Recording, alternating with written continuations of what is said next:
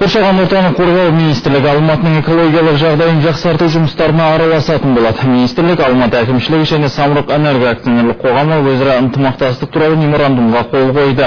Құжатты қоршаған ортаны қорғау министрі Нұрлан Қаппаров, Алматы әкімі Ахметжан Есімов және Самұрық-энерго акционерлік қоғамы басқарма төрағасы Алмасадам Сатқалиев бекітті.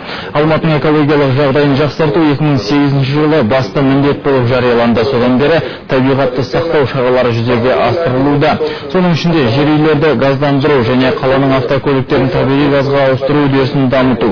Қалада республика бойынша алғашқы муниципалдық автобус паркі құрылған.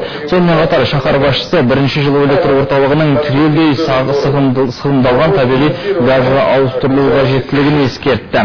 Әкім қоршаған ортаны қорғау министрлігін мегаполистің экологиялық мәселелерін шешуге шақырды.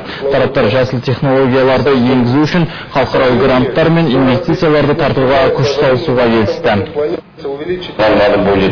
Жаңа жылу беру маусымына дейін бірінші жылу электр орталығын газға, ал екінші, үшінші орталықтарды басқа күл-аз көмірге ауыстыру қажет.